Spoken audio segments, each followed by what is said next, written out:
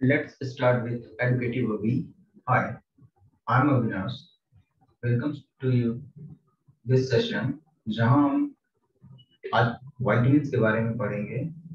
पिछले लेक्चर में हमने देखा था vitamins को हमने दो टाइप में क्लासिफाई किया था, water soluble and fat soluble। आज के इस वीडियो लेक्चर में हम वाटर soluble के बारे में बात करेंगे। वाटर soluble vitamins जो हैं उन्हें हम फर्दर डिवाइड करते हैं दो पार्ट में, non B complex vitamins and B complex vitamins। Now ये विटामिन सी है जिसका बायोलॉजिकल नेम है ascorbic एसिड। ये नॉन बी कॉम्प्लेक्स विटामिन है। अगर हम इसके फंक्शंस के बारे में बात करें तो विटामिन सी जो है जिसका बायोलॉजिकल नेम ascorbic एसिड है, इसके मेनली चार फंक्शन हैं। सबसे पहला फंक्शन जो है इसका ये है, एक ये जो विटामिन सी है ये एक इम्पोर्टेंट एंटीऑक्सीडेंट है। एंटीऑक्सीडेंट होने का क्या मतलब है? एंटीऑक्सीडेंट वैसे मॉलिक्यूल्स होते हैं जो फ्री रेडिकल से फाइट करते हैं। एंड नाउ ये फ्री रेडिकल क्या है? फ्री रेडिकल जैसा कि नाम बता रहा है, फ्री रेडिकल। फ्री रेडिकल मतलब एक ऐसा पार्टिकल जो फ्री है, जो एक दूसरे से अटैच होने के लिए घूम रहा है। हमारे बॉडी पार्ट में पॉल्यूटेंट के चलते, अगर आप बहुत पॉल्यूटेड एरिया में रह रहे हैं या फिर कोई पर्सन है जो स्मोकिंग कर रहा है, तो उसके चलते क्या होते हैं कि बॉडी में फ्री रेडिकल इंटर कर जाते हैं। और ये फ्री रेडिकल जो होते हैं वो बॉडी सेल से अटैक करने के लिए घूमते रहते हैं बॉडी के अंदर। जिसके चलते क्या होता है, जब ये बॉडी सेल पे अटैक करते हैं तो उसके चलते हमें हार्ट अटैक हो सकता है, अनीमिया हो सकता है, या फिर एजिंग हो सकता है, जैसे रिंकल्स आ सकते हैं, हेयर लॉस हो सकते हैं, डेंटल लॉस हो सकते हैं। ये एस्कॉर्बिक एसिड जो है ये एक एंटीऑक्सीडेंट है जो कि बॉडी के फ्री रेडिकल जो होते हैं उनसे अटैच होके उनको खत्म करता है, जिसके चलते वो हमारे बॉडी सेल पे अटैक नहीं कर पाते हैं। Now second function of ascorbic acid is it is important for synthesis of collagen protein। अब ये कोलेजन प्रोटीन क्या होते हैं? कोलेजन प्रोटीन ऐसे प्रोटीन है जिसके चलते बोन फॉर्मेशन होते हैं, टिश्यू रिपेयर होते हैं और वुंड हीलिंग होते हैं। ठीक है, तो कोलेजन प्रोटीन ही वो प्रोटीन है जिसके चलते हमारा बोन जो है वो फॉर्म कर रहा है, जो भी बॉडी सेल की टिश्यू है वो रिपेयर हो रहे हैं। और जब कभी भी हमें चोट लगती है या फिर वुंड होती है, कट होती है, तो वो जो अपने आप भरता है, तो वो कोलेजन प्रोटीन के चलते ही करता है। Now the third function is it facilitate absorption of iron. Vitamin C की मदद से ही जो आयरन हम इंटेक कर रहे हैं वो बॉडी में एब्जॉर्ब होता है। Further it involves in the formation of vitamin B9। और ये विटामिन B9 जो है वो आरबीसी के प्रोडक्शन में हेल्प करता है। आरबीसी क्या होता है? आरबीसी होता है रेड ब्लड सेल, जिसका काम है कि वो ऑक्सीजन कैरी करता है फ्रॉम लंग्स। लंग्स से लेके अदर बॉडी पार्ट में ये ऑक्सीजन कैरी करता है और carbon dioxide other body part से लंग्स में लाता है, और लंग्स के थ्रू, लंग्स के बाद नाक या मुंह के थ्रू वो बाहर आ जाता है। तो इस प्रकार हमने देखा वाटर सॉल्युबल विटामिन में सबसे पहला क्लासिफिकेशन है non B complex. Non B complex vitamin का एग्जांपल है विटामिन सी, जिसका बायोलॉजिकल नेम है एस्कॉर्बिक एसिड। इसके फंक्शंस के बारे में हमने बात की। ये इंपॉर्टेंट एंटीऑक्सीडेंट है, ये कोलेजन प्रोटीन सिंथेसिस करने में मदद करता है, जिसके चलते बोन फॉर्मेशन और टिश्यू रिपेयर होते हैं। ये आयरन एब्जॉर्प्शन जो बॉडी में होते हैं उसमें मदद करता है, और विटामिन B9 के फॉर्मेशन में ये मदद करता है, जिसके चलते जो कि रिस्पांसिबल है आरबीसी के प्रोडक्शन में। चलिए अब देखते हैं हम अब इसके बाद हम देखते हैं कि इसके डिफिशियंसी विटामिन सी की कमी से क्या हो सकता है। तो विटामिन सी की कमी से स्कर्वी हो सकता है। स्कर्वी में क्या होता है, चूंकि विटामिन सी जो है वो कोलेजन प्रोटीन के सिंथेसिस में मदद करता है, तो उसके चलते क्या होता है, कोलेजन प्रोटीन जब तक नहीं बनेगा तब तक आपका बोन फॉर्मेशन नहीं होगा, हड्डियां नहीं बनेगी, या फिर टिश्यू रिपेयर नहीं होंगे। तो चूंकि किसी भी पर्सन में विटामिन सी की कमी है, तो उसके चलते कोलेजन प्रोटीन नहीं बनेगा, और इस कोलेजन प्रोटीन के नहीं बनने से जो बोन फॉर्मेशन है, घाव के भरने का प्रक्रिया है, टिश्यू रिपेयर का प्रक्रिया है, वो डिले हो जाएगा, जिसके चलते जो पर्सन है उसे ब्लीडिंग हो सकती है, गम्स मसूड़े से ब्लीडिंग हो सकती है, वीकनेस हो जाएगा, फटीग हो जाएगा, मतलब वो हमेशा थका थका सा महसूस करेगा, उठने का मन नहीं करेगा, तो वो एकदम वीक हो जाएगा। तो डिफिशियंसी से डिजीज है जिसका नाम है स्कर्वी, वो विटामिन सी के डिफिशियंसी से होता है।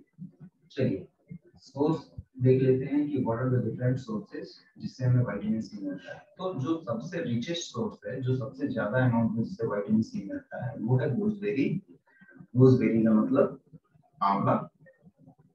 फर्दर जो भी साइट्रस फूड है, जो भी खट्टे फ्रूट्स हैं, उनसे भी हमें विटामिन सी भरपूर मात्रा में मिलती है, जैसे ऑरेंज, लेमन, टोमेटो, गुआवा। ये सारे सोर्सेज हैं विटामिन सी के। तो इस प्रकार हमने देखा विटामिन सी के बारे में। सबसे पहले हमने वाटर सॉल्युबल को दो पार्ट में डिवाइड किया, non B complex and B complex. B non B complex का एग्जांपल है विटामिन सी, जिसका बायोलॉजिकल नेम है ascorbic acid। फंक्शंस के बारे में बात की, ये एक इंपॉर्टेंट एंटीऑक्सीडेंट है, ये कोलेजन प्रोटीन सिंथेसिस करने में काम करता है। इस कोलेजन प्रोटीन के चलते बोन फॉर्मेशन और टिश्यू रिपेयर होते हैं।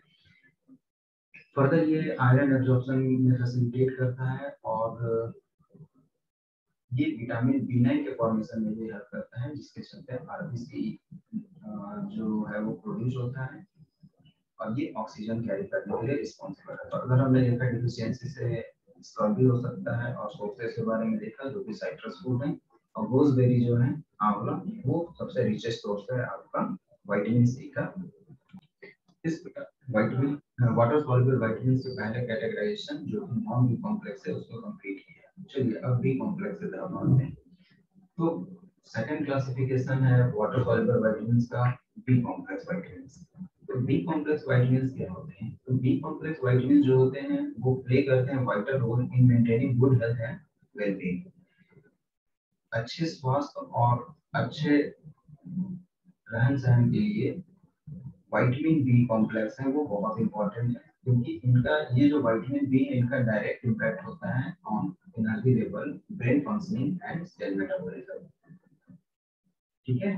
फर्दर विटामिन बी जो है वो हेल्प करता है body to convert food into energy, create new body blood cells, maintain healthy skin cells and other body tissues. तो विटामिन बी कॉम्प्लेक्स जो है वो अच्छे स्वास्थ्य के को मेंटेन करने के लिए बहुत जरूरी है, क्योंकि इसका ये जो विटामिन है इसका डायरेक्ट इम्पैक्ट होता है एनर्जी लेवल पे, ब्रेन के फंक्शनिंग पे, और सेल के मेटाबॉलिज्म पे।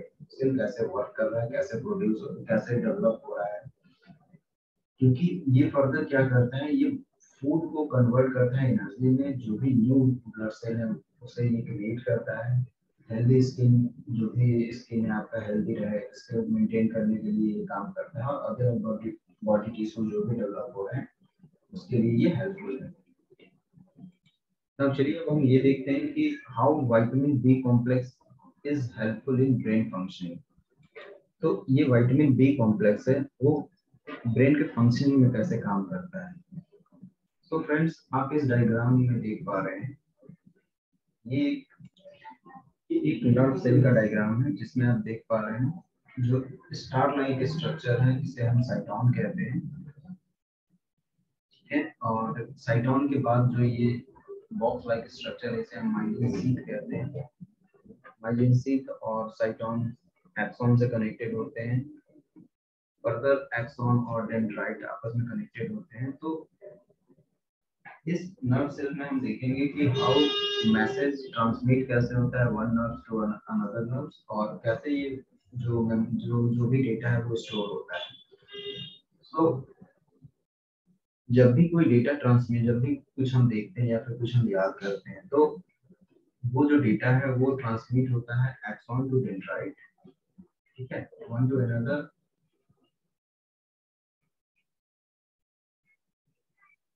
सो एक्सॉन टू डेंड्राइट डेटा है वो ट्रांसफर होता है। फर्दर ये डेटा जो ट्रांसफर होता है वो माइलिन शीथ में जाके स्टोर हो जाता है। ये एज अ मेमोरी यूनिट या फिर मेमोरी कार्ड कह लो, एज ए मेमोरी यूज होता है।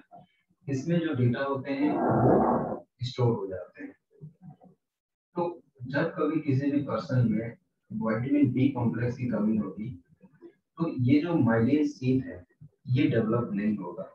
ठीक है, ये चूंकि जब ये डेवलप नहीं होगा तो आपका जो भी डेटा है, जो भी आपने देखा या फिर जो भी आपने याद किया, वो आपके दिमाग में स्टोर नहीं होगी और उसके चलते आपका डेटा लॉस हो जाएगा। लॉस होने के चलते आपका हो सकता है कि सेंसिटिविटी, बॉडी के किसी पार्ट का सेंसिटिविटी लॉस हो जाए और पेशेंट जो है वो पैरालिटिक हो सकता है, मतलब पैरालाइज हो सकता है, मतलब उसे सेंसिटिविटी होगी नहीं किसी बॉडी पार्ट में। तो नर्व सेल काम कैसे करता है, तो जो भी डेटा है वो सबसे पहले ट्रांसमिट होता है एक्सन टू डेंड्राइट, जैसा हमने पीछे डायग्राम में देखा। ये जो डेटा ट्रांसमिट हो रहा है वो माइग्रेन सीट, जो कि इंसुलेटिंग लेयर है, उसमें स्टोर हो जा रहा है और उसके चलते वो जो डेटा है वो लॉस नहीं हो रहा है, हम किसी भी चीज को भूल नहीं रहे हैं। फर्दर जो विटामिन बी कॉम्प्लेक्स है वो जरूरी होता है माइग्रेन सीट के सिंथेसिस के लिए। अगर विटामिन बी कॉम्प्लेक्स की कमी है किसी भी पर्सन में, तो ये माइग्रेन से नहीं बनेगी, जिसे हम डीमाइलिनेशन कहते हैं, जिसके चलते हमारा डेटा लॉस हो जाएगा। जो भी हमारे दिमाग में है वो हमें याद नहीं रहेगा, हमें सेंसिटिविटी नहीं होगी और उसके चलते पेशेंट जो है उसे पैरालिटिक अटैक आ सकता है। ठीक है, तो इस प्रकार हमने देखा कि कैसे बी कॉम्प्लेक्स विटामिन है जो हमारे मेमोरी को बूस्ट करता है, जो हमारी याददाश्त को बढ़ाता है। Now, further, B complex vitamin है वो important होता है for the production of RBC। RBC क्या होता है? RBC होता है रेड ब्लड सेल। अब रेड ब्लड सेल का क्या फंक्शन है? तो रेड ब्लड सेल जो होता है वो बाइकॉन्केव होता है। बाइकॉन्केव का मतलब दोनों साइड से अंदर की तरफ घुसा हुआ केव लाइक स्ट्रक्चर होता है, मतलब केव जैसे होता है। तो बाइकॉन्केव लाइक स्ट्रक्चर होता है जिसमें न्यूक्लियस नहीं होता है। ये इसका मेन फंक्शन जो है वो ऑक्सीजन कैरी करना है from lungs to other body part. Lungs से ऑक्सीजन को लेके बॉडी के डिफरेंट पार्ट्स में ऑक्सीजन कैरी करना आरबीसी का काम है। ठीक है, फर्दर रिटर्निंग में ये क्या करता है कि डिफरेंट बॉडी पार्ट से CO2 लेके लंग्स को देता है और लंग्स के बाद ये नाक के थ्रू बाहर निकल जाता है। तो विटामिन बी कॉम्प्लेक्स के चलते ही आरबीसी जो है वो प्रोड्यूस होता है और आरबीसी इंपॉर्टेंट इसलिए है क्योंकि ये ऑक्सीजन कैरी करता है हमारे लंग्स से डिफरेंट बॉडी पार्ट्स में।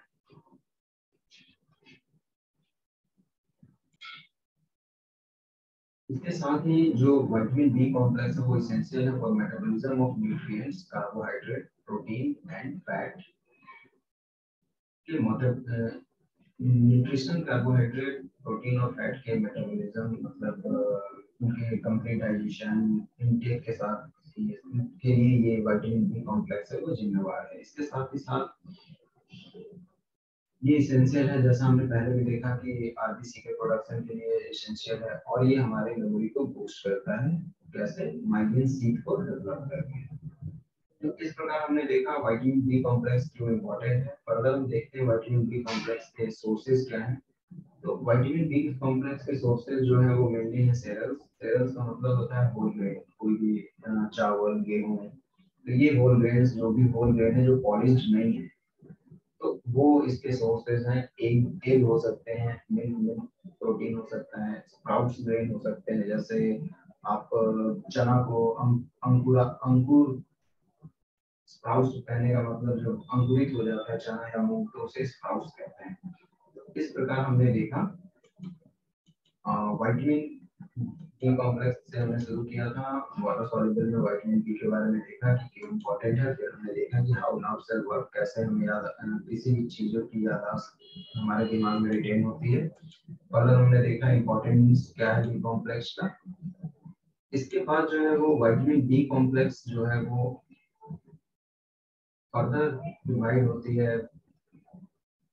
फर्दर ये एक सीरीज ऑफ विटामिन बी है जिसमें vitamin B1, B2, B3, B5, B6, B7, B9 and B12 के बारे में हमें पढ़ना है। तो इसे हम फर्दर लेक्चर में देखेंगे। तो चलिए जल्दी से रिकैप कर लेते हैं अभी तक हमने क्या देखा। तो हमने अपनी आज की जर्नी जो है वो शुरू की थी विटामिन वाटर सॉल्युबल विटामिन में, जिसमें हमने देखा सबसे पहले non B complex vitamin. Non B complex vitamin का एग्जांपल है विटामिन सी, जिसका बायोलॉजिकल नेम है असॉर्बिक एसिड। इसके इंपॉर्टेंट फंक्शन को हमने देखा, ये इंपॉर्टेंट एंटीऑक्सीडेंट है, ये कोलेजन प्रोटीन के सिंथेसिस में हेल्प करता है, जिसके चलते आपका बोन और टिश्यू रिपेयर होते हैं। ये एब्जॉर्प्शन ऑफ आयरन में फैसिलिटेट करता है और इन्वॉल्व करता है in the formation of vitamin B9। B9 के चलते आरबीसी हमारा प्रोड्यूस होता है। फर्दर हमने देखा इसके डिफिशियंसी, विटामिन सी की डिफिशियंसी से क्या हो सकता है। तो विटामिन सी की डिफिशियंसी से एक डिजीज है जिसका नाम है स्कर्वी। स्कर्वी में क्या होते हैं कि आपका बॉडी जो बोन है वो फॉर्मेशन नहीं होगी, वो हीलिंग नहीं होगा, जिसके चलते इंसान वीकनेस फील करेगा, फटीग फील करेगा और उसके गम से मसूड़े से ब्लीडिंग होगी। फर्दर हमने सोर्सेज देखा विटामिन सी का, तो साइट्रस फ्रूट्स जो है, जो खट्टे मतलब फ्रूट्स हैं, वो इसके सोर्सेज हैं। सबसे इम्पोर्टेंट सोर्स है, रिचेस्ट सोर्स है वो गोसबेरी, गुआवा, टोमेटो, ये सब इसके सोर्सेज हैं। फर्दर हमने देखा इसके बाद वाटर सॉल्युबल के सेकंड कैटेगराइजेशन को, जिसका नाम है बी कॉम्प्लेक्स। बी कॉम्प्लेक्स का हमने रोल देखा, तो इसका रोल क्या है, ये जो है गुड हेल्थ और वेलबींग को मेंटेन करने के लिए इम्पोर्टेंट है। क्यों? क्योंकि ये जो है इसका डायरेक्ट इम्पैक्ट होता है एनर्जी लेवल पे, ब्रेन के फंक्शनिंग पे, सेल मेटाबॉलिज्म पे। फर्दर ब्रेन के फंक्शनिंग से हमने देखा कि हाउ नर्व सेल वर्क करते हैं कैसे। तो इसमें हमने देखा कि कैसे मैसेज जो है हमारे दिमाग में स्टोर होता है। तो सबसे इम्पोर्टेंट फंक्शन जो है वो माइलिन सीड का विटामिन बी कॉम्प्लेक्स की मदद से ही माइलिन सीड बनता है, जो कि हमारी याददाश्त को रिटेन करके रखता है, उसे लॉक करके रखता है। लेकिन किसी पर्सन में अगर विटामिन सी की कमी हो जाती है तो वो माइलिन सीड नहीं बन पाती है, जिसके चलते वो इंसान जो है वो डेटा, वो याददाश्त खो देता है या फिर उसे सेंसिटिविटी लॉस हो जाती है, जिसके चलते वो पैरालिटिक हो सकता है। तो इस प्रकार हमने देखा कि हाउ विटामिन बी कॉम्प्लेक्स है वो हमारे मेमोरी को बूस्ट करता है। फर्दर हमने देखा विटामिन बी जो है वो उसका फंक्शनिंग, ये आरबीसी रेड ब्लड सेल के प्रोडक्शन में हेल्प करता है। रेड ब्लड सेल ही वो सेल है जो ऑक्सीजन कैरी करता है from lungs to our body. So इस प्रकार हमने इसके फंक्शनिंग देखा और फाइनली हमने देखा what are the different sources, इसके सोर्स क्या है जिससे हमें विटामिन बी कॉम्प्लेक्स मिलता है। तो देखा हमने cereals, eggs, milk, milk protein, sprouts and grains.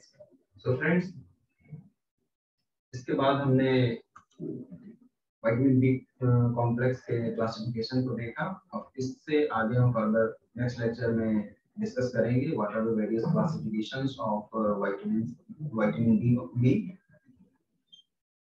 Okay, thank you for watching.